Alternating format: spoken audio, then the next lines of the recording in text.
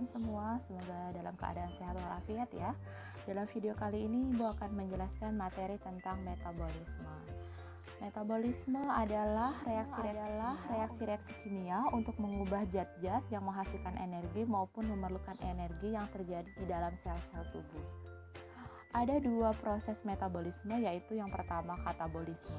Katabolisme adalah reaksi penguraian senyawa-senyawa kompleks menjadi senyawa-senyawa yang lebih sederhana dan menghasilkan energi, atau disebut reaksi eksergonik. Sedangkan anabolisme adalah reaksi penyusunan senyawa-senyawa sederhana menjadi senyawa yang lebih kompleks dan memerlukan energi, atau disebut reaksi endergonik. Kedua proses metabolisme ini melibatkan reaksi-reaksi enzimatis, artinya reaksi tersebut memerlukan peran dari enzim.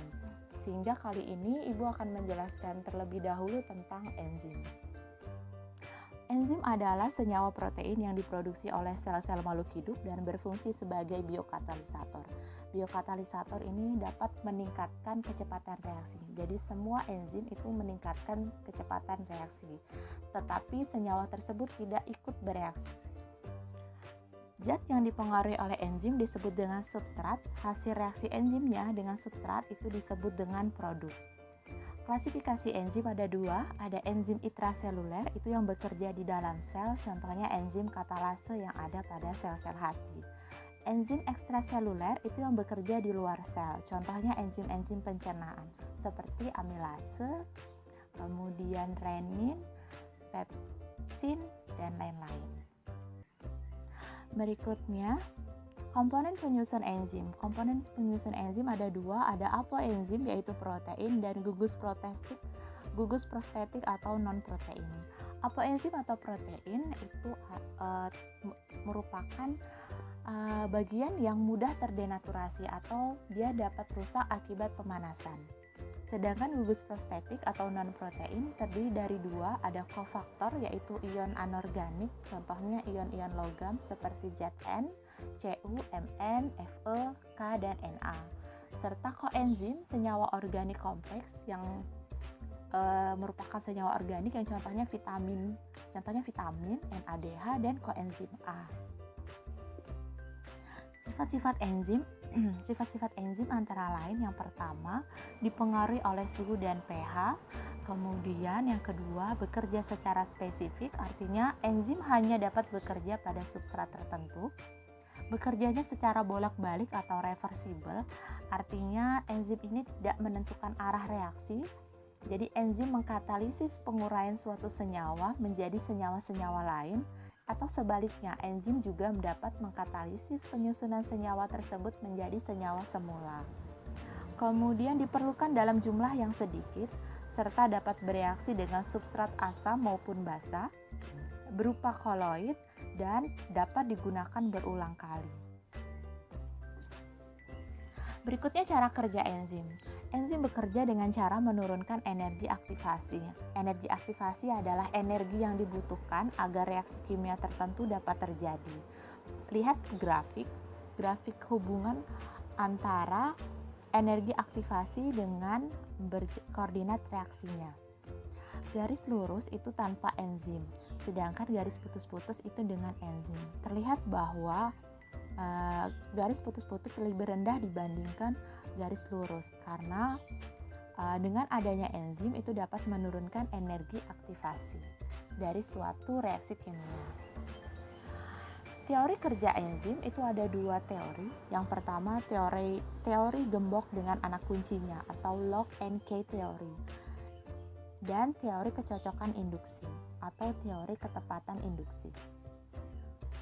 Teori gembok dengan anak kuncinya itu enzim memiliki bentuk sisi aktif yang sangat spesifik dan akan berikatan dengan substrat tertentu yang memiliki bentuk molekul yang sesuai.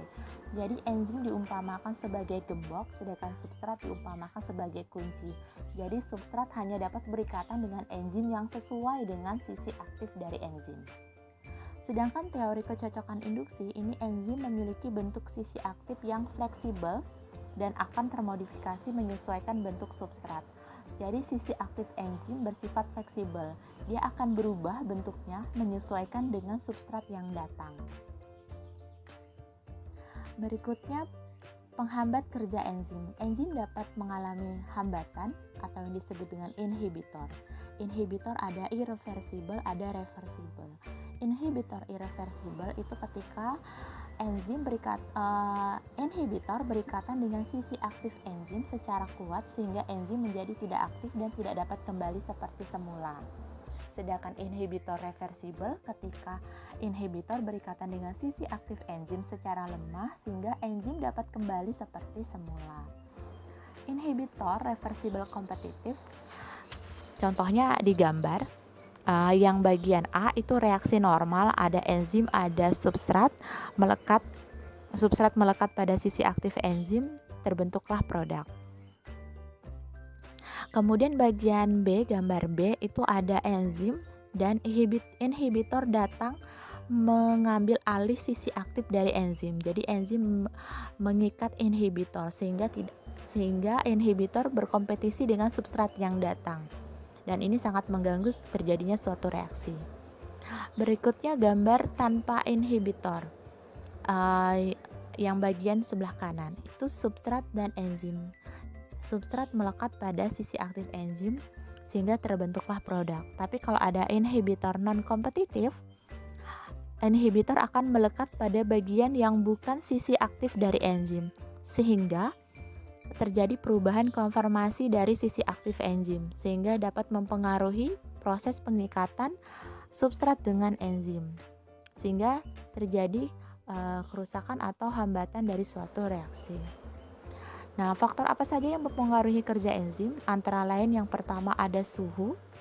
Suhu sangat berpengaruh, jadi aktivitas enzim ini akan meningkat seiring dengan meningkatnya suhu hingga mencapai suhu optimum. Suhu optimum adalah suhu di mana enzim dapat bekerja secara maksimal.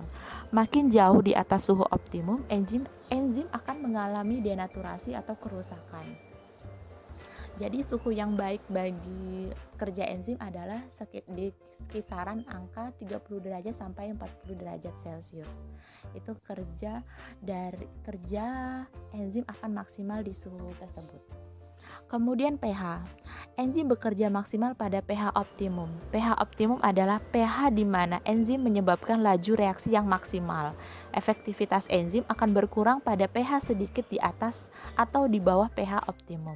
Jadi tergantung pada letak dari suatu reaksi kimia. Kemudian jumlah enzim. Jumlah enzim ini juga berpengaruh pada kerja enzim. Jadi makin banyak jumlah enzim, maka makin cepat laju reaksi yang dikatalis hingga mencapai kecepatan maksimum. Berikutnya konsentrasi substrat. Makin tinggi konsentrasi substrat, makin cepat laju reaksi yang terjadi hingga mencapai kecepatan maksimum. Setelah mencapai kecepatan maksimum, penambahan substrat tidak akan mempercepat laju reaksi sehingga laju reaksinya menjadi konstan. Jadi grafiknya seperti gambar ya. Berikutnya inhibitor. Inhibitor jelas merupakan salah satu faktor penyebab mengganggunya kerja dari enzim. Jumlah inhibitor ini sangat mengganggu.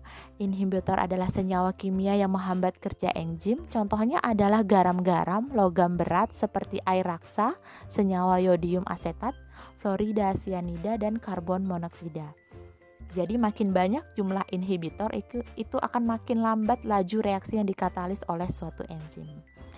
Demikian penjelasan Ibu tentang enzim. Kita ketemu lagi di metabolisme part 2 selanjutnya. Semoga video kali ini bermanfaat buat kalian. Terima kasih atas perhatiannya. Ibu akhiri, wassalamualaikum warahmatullahi wabarakatuh.